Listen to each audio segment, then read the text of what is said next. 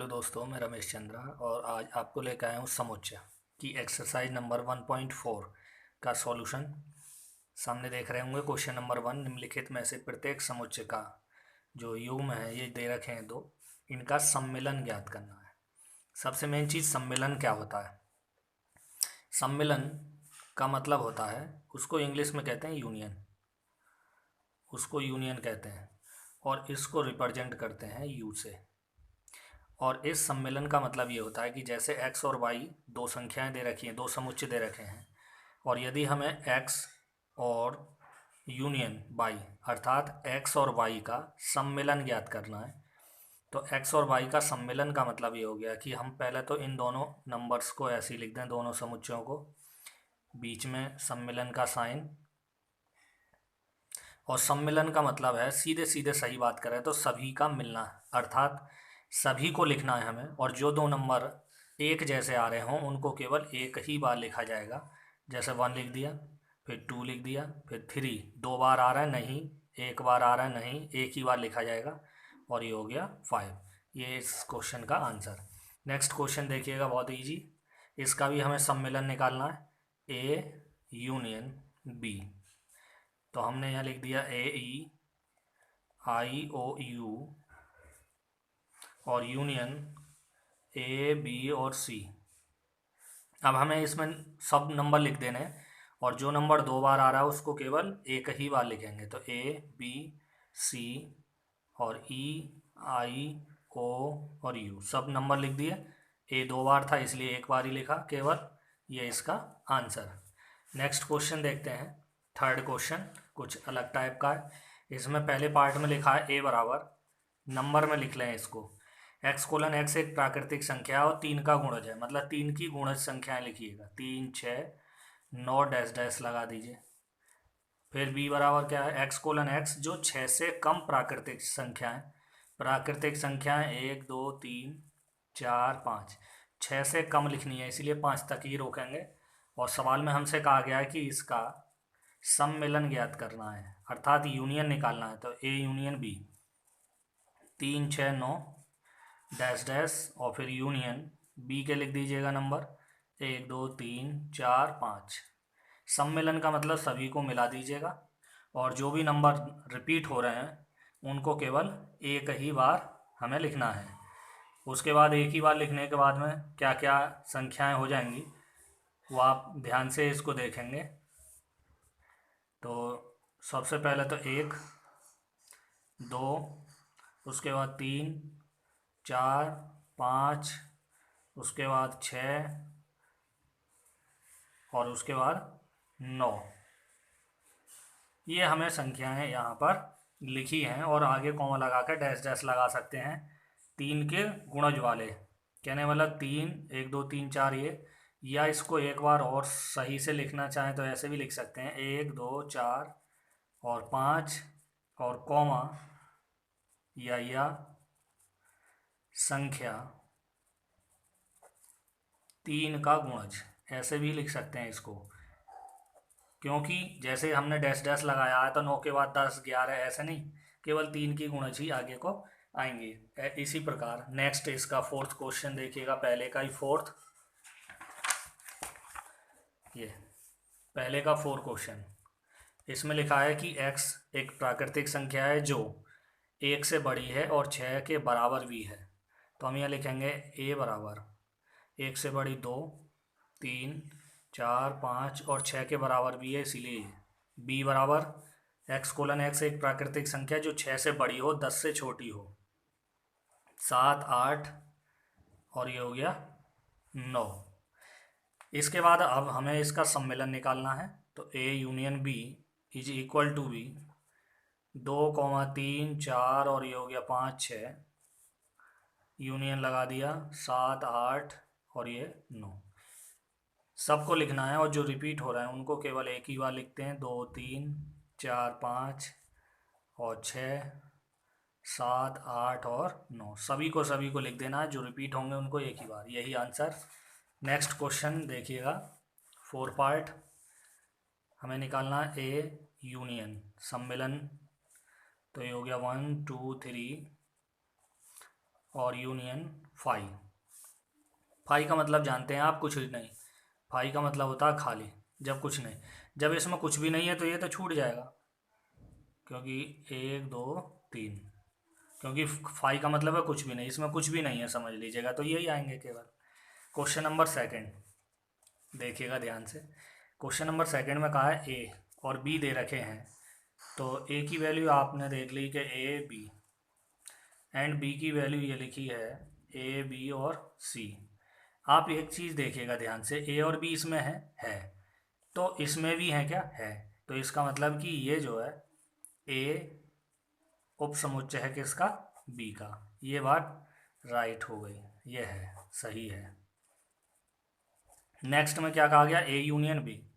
अब हमें ए union B निकालना है, तो ए यूनियन बी बराबर ए का मान लिख दीजिएगा ए बी, यूनियन लगा दीजिएगा ए बी सी। अब आपको रिपीट नहीं करने हैं, बस वो लिख देने हैं जो एक जैसे हैं इसमें, या नीचे लिख दीजिएगा ए बी और सी। लेकिन एक बात बताइए, ए बी सी है क्या, ये बी है, तो हम इसको बराबर में बी भी लिख सकते हैं, यही आंसर होगा। नेक्स्ट क्वेश्चन नंबर थर्ड देखिएगा। क्वेश्चन नंबर थर्ड, क्वेश्चन में लिखा है कि यदि ए और बी ऐसे दो समुच्चय हैं जिनमें कि ए उप समुच्चय है बी का, ए उप समुच्चय है बी का, तो ए यूनियन बी, यही क्वेश्चन हो गया पूरा। ये हमने अभी अभी आपको बताया था कि ए उप समुच्चय था बी का, तो ए यूनियन बी का मान क्या आया था, बी। तो ऐसे ही हम उसमें भी यही लिखेंगे, हम यह लिखेंगे ए उप समुच्चय बी का क्या मतलब होता है, समुच्चय ए के सभी अवयव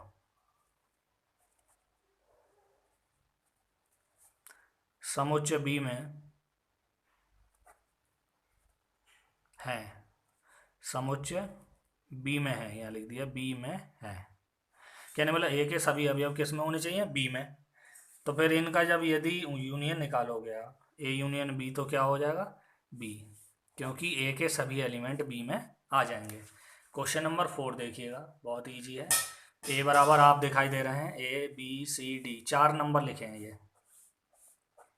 क्वेश्चन में कहा गया है कि A union B, A union B का मतलब है ए का मान लिखिएगा 1 2 3 और 4, यूनियन लगाइए, बी का मान लिख दीजिएगा 3 4 5 6, और यूनियन का मतलब होता है सभी को हमें लिखना है, यदि कोई रिपीट हो रहा है तो उसको केवल एक ही बार लिखेंगे, तो 1 2 3 4 और यहाँ से 5 और ये नंबर 6, जो रिपीट हो रहे थे हमने उनको एक ही बार लिखा है, आंसर।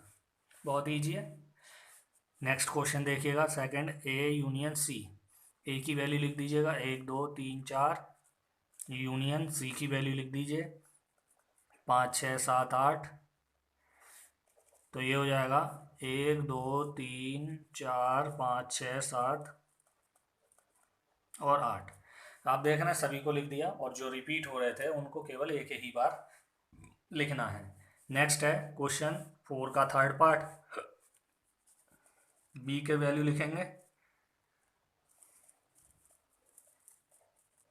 यूनियन लगाएंगे, सी की वैल्यू लिखेंगे,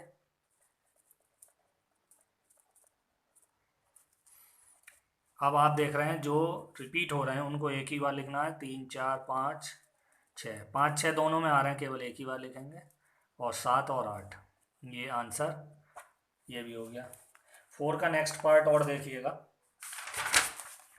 ये 4 का नेक्स्ट पार्ट है ये बी, और आप देख रहे हैं यूनियन डी, बी और डी की वैल्यू लिख दीजिए यहाँ 3 4 5 6, यूनियन लगाइएगा, और यूनियन लगा के डी की वैल्यू लिख दीजिएगा 7 8 9 10, पीछे लिखी थी। आप यूनियन का मतलब सबको लिख दीजिएगा, रिपीट नहीं करना है कोई भी, और सभी नंबर लिखे जाने हैं 7 8 9 और 10, ये आंसर मझले ब्रैकेट में लिखना है, बहुत इजी। नेक्स्ट देखिएगा, बहुत आसान है, इसमें 3 नंबर दे रखे हैं, A union B union C, कहने का मतलब ए का मान लिख दीजिएगा, बहुत इजी है, 1 2 3 4, यूनियन लगाइए, बी की वैल्यू लिखिएगा 3 4 5 6, फिर यूनियन लगाइए, सी की वैल्यू लिख दीजिएगा 5 6 7 8, हमने तीनों लिख दिए वैल्यू। अब क्या करना है, हमें इन वैल्यूज में से सभी को लिखना है, लेकिन जो रिपीट हो रहा है, चाहे तो तीनों में हो चाहे दोनों में हो, लेकिन एक ही बार लिखा जाएगा। 1 2 3 4 5 6 7 और 8, ये हमने ऐसे नंबर लिख दीजिए जो टोटल सभी में होंगे। और जो नंबर रिपीट हो रहे थे 3 या 4 है 5 6 है, उनको केवल हमने एक ही बार लिखा है। 4 का नेक्स्ट पार्ट देखिएगा, इसमें भी सेम वही काम करना है हमें। सबसे पहले ए का मान 1 2 3 4, फिर यूनियन, फिर बी की वैल्यू 3 4 5 6, फिर यूनियन डी की वैल्यू 7 8 9 10, और फिर सबको लिख दीजिएगा, सबको एक साथ। सबको एक साथ हमने लिख दिया तो ये हो गया 1 2 3 4 5 6 7 8 9 और ये 10 लिख दीजिएगा। कोई भी जो नंबर रिपीट हो रहे थे उनको केवल एक ही बार लिखना है। ये क्वेश्चन नंबर 4 का 7 पार्ट है, ये आपको अपने आप करना है। ये समझ लें कि ये HW हो गया होमवर्क में। नेक्स्ट क्वेश्चन नंबर 5 देखिएगा। क्वेश्चन नंबर 5 बहुत ही इजी क्वेश्चन है। सबसे पहले क्वेश्चन नंबर 5 में आप देखेंगे, इसमें लिखा प्रश्न 1 में दिए गए प्रत्येक समुच्चय युग्म का सर्वनिष्ठ, ये ध्यान से पढ़ना है, सर्वनिष्ठ समुच्चय ज्ञात कीजिए। अभी जो हमने सीखा है वो सम्मिलन था, सम्मिलन का मतलब यूनियन, और ये जो है सर्वनिष्ठ, सर्वनिष्ठ का मतलब होता है इंटरसेक्शन। इंटरसेक्शन, इंटरसेक्शन को हम रिप्रेजेंट करते हैं उल्टे यू से, यूनियन को यू से और इंटरसेक्शन को उल्टे यू से। अब ये इंटरसेक्शन या सर्वनिष्ठ का मतलब क्या है? सर्वनिष्ठ को एक और नाम दिया गया कॉमन, या इंटरसेक्शन कहने का मतलब दोनों में जो कॉमन होगा केवल हम उसको लिखेंगे, जैसे कि x और इंटरसेक्शन y। सर्वनिष्ठ निकालना है, ये क्वेश्चन नंबर 1 में जो पार्ट दिए गए थे उसी के अकॉर्डिंग निकालना है। तो x इंटरसेक्शन y, तो हमने यहाँ पर 1 3 5 ये लिख दिया, और इंटरसेक्शन y की वैल्यू लिख दी 1 2 3। अब हमें ये देखना है कि इन दोनों में क्या एक जैसा है।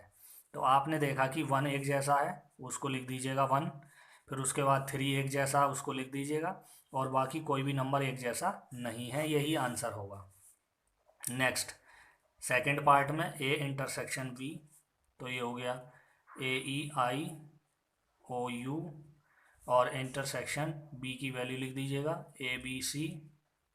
हमने इन दोनों में देखा कि क्या चीज़ एक जैसी है, तो हमने देखा कि a रिपीट हो रहा है दोनों में, बाकी कुछ भी एक जैसा नहीं है, यही आंसर है। इंटरसेक्शन हमें निकालना है, सर्वनिष्ठ निकालना है, इसका मतलब यह है कि दोनों में जो कॉमन होगा वो हमें लिखना है। अब थर्ड पार्ट पे चलते हैं। थर्ड पार्ट में जो था a बराबर था 3 का गुणज, ये था 3 6 और 9 और डैश डैश। उसके बाद b में था 6 से कम प्राकृतिक संख्या है, 1 2 3 4 और यहाँ 5। हमें इन दोनों का इंटरसेक्शन निकालना है, ये लिख दिया हमने इंटरसेक्शन। तो हमने क्या किया, 3 6 और 9 डैश डैश, उसके बाद इंटरसेक्शन 1 2 3 और 4 और ये 5। हमने देखा कि दोनों में क्या एक जैसा है, तो हमने देखा देखो एक नहीं है, 3 तो दोनों में है, और उसके बाद कुछ भी एक जैसा नहीं है देखो, और आगे जब बढ़ेंगे तो वो कुछ भी नहीं मिलने का, केवल 3 यही आंसर हो गया। इसी का ही चौथा पार्ट था a बराबर, चौथे पार्ट में लिखा था प्राकृतिक संख्याएं जो 1 से बड़ी थीं और 6 या 6 के बराबर थीं, तो ये, और ये हो गया b। उसमें था कि जो b था कि प्राकृतिक संख्याएं जो 6 से बड़ी और 10 से छोटी थीं, 6 से बड़ी 7 8 और 9। हमें इन दोनों का इंटरसेक्शन निकालना है, तो ये हो गया 2 3 4 5 6, और इंटरसेक्शन b का भी लिख दीजिएगा 7 8 9। हमने देखा कि दोनों में क्या एक जैसा है, तो हमने देखा यहाँ 6 तक के नंबर है, यहाँ 7 से आगे को नंबर है, इन दोनों में कुछ भी एक जैसा नहीं है। तो हम क्या लिखेंगे, या तो खाली लिख दीजिएगा या उसको हम 5 ही लिख सकते हैं। इसका एक लास्ट क्वेश्चन नीचे है 5वां, कि a इंटरसेक्शन b, तो हमने यहाँ लिखा 1 2 3 और इंटरसेक्शन 5। 5 का मतलब आप जानते हो खाली, अब जब ये खाली है और इसमें 1 2 3 है तो दोनों में से कुछ भी कॉमन तो कुछ भी नहीं है, इसलिए खाली ही रहेगा या फाई कह सकते हैं। नेक्स्ट क्वेश्चन नंबर देखिएगा 6। क्वेश्चन नंबर 6 सेम वही है बिल्कुल, आप देख रहे हैं कि ए बी और सी और डी ये सबके मान दे रखे हैं। तो हमें ए और बी का इंटरसेक्शन निकालना है, तो ए की वैल्यू लिख दीजिएगा 3 5 7 9 11 और इंटरसेक्शन लगा दीजिएगा बी की वैल्यू 7 9 एंड 11 और 13। तो अब हमें ये देखना है कि इन दोनों में क्या चीज़ एक जैसी है, कॉमन क्या है। दोनों में हमने देखा 7 एक जैसा है, 9 एक जैसा है एंड 11 एक जैसा, और बाकी कुछ भी एक जैसा नहीं है। जो एक जैसा है वो लिख दिया, वही उसका इंटरसेक्शन होगा। तो ये आप सेकंड पार्ट अपने आप निकालेंगे। थर्ड में आप देख रहे होंगे इसमें साफ साफ लिखा है कि ए बी और सी इनका इंटरसेक्शन निकालना है, तो ए की वैल्यू लिख लीजिएगा 3 5 7 9 11। फिर इंटरसेक्शन सी की वैल्यू 11 13 15। फिर इंटरसेक्शन डी की वैल्यू लिखिएगा 15 और 17। अब हमें ये देखना है कि इन सभी में, तीनों में क्या एक जैसा कुछ कॉमन है क्या। तो आप देखेंगे कि हमने ये देखा कि दोनों में जो इंटरसेक्शन है, देखिएगा इसमें 11 इसमें 11 लेकिन इसमें नहीं है, या 15 या 15 लेकिन इसमें नहीं है। इसका मतलब तीनों में कोई भी एक जैसा नहीं है, इसीलिए खाली या इसको 5 ही कहते हैं। अब ये ए इंटरसेक्शन सी, ये तो आप निकाल सकते हो, ए का मान लिखिए, फिर इंटरसेक्शन लगाइए सी का मान लिखिए। ए और सी में जो एक जैसा होगा वही ए इंटरसेक्शन सी होगा। नेक्स्ट क्वेश्चन देखते हैं इसी का ही, B intersection D. B intersection D बहुत आसान है, बी और डी की वैल्यू लिख लीजिएगा आप, और दोनों में जो एक जैसा हो उसे लिख दीजिएगा। नेक्स्ट चलते हैं हम यहाँ पर ए। तो इसमें थोड़ा सा अंतर है, इसी को ध्यान से आप देखेंगे इसमें। तो सबसे पहले ए की वैल्यू लिखिएगा, ये हो गया 3 5 7 9 एंड 11। फिर इंटरसेक्शन, यहाँ बी और सी है, तो फिर बी और सी ब्रैकेट में है, इसलिए ब्रैकेट में लिखेंगे इनको। बी का मान लिख दीजिएगा 7 9 11 और 13, और इसका यूनियन किससे, सी के साथ। तो सी है 11 13 और 15, ये हमने लिख दिए और ब्रैकेट बंद। तो सबसे पहले ये जो ब्रैकेट लगा है उसको सॉल्व करेंगे आप। तो 3 5 7 9 11 तो ऐसे ही लिखेंगे, इंटरसेक्शन ऐसे ही लिखा। उसके बाद ये जो ब्रैकेट लगा था इसको सॉल्व करेंगे पहले आप, और ब्रैकेट में क्या था, यूनियन। यूनियन का मतलब सभी को लिखना है, 7 9 11 13 और ये 15, जो भी रिपीट हो रहे हैं उनको केवल एक ही बार लिखना है। अब क्या चिन्ह है हमारे पास, इंटरसेक्शन। अब इन दोनों में इंटरसेक्शन देखना है, तो एक तो 7 9 और एक 11, यही 3 रिपीट हो रहे हैं दोनों में, इसीलिए जो है यही इनके आंसर होंगे, यही इंटरसेक्शन होगा। नेक्स्ट क्वेश्चन है ए इंटरसेक्शन डी। ए और डी के मान लिखिए, और जो दोनों में एक जैसा होगा वो लिख दीजिएगा। ऐसे ही इसमें, इसको आप सॉल्व करेंगे, इसमें बी और डी का पहले यूनियन निकाल लेना, उसका फिर ए के साथ इंटरसेक्शन, जैसे ये किया है अभी।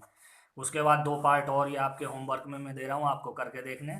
इसमें ए और बी का इंटरसेक्शन निकालिए, फिर बी और सी का इंटरसेक्शन अलग निकाल लीजिए, और जो भी कुछ आए फिर उन दोनों का भी इंटरसेक्शन अर्थात कॉमन देख लीजिए, और उसके बाद ये भी पार्ट है। Okay, thank you.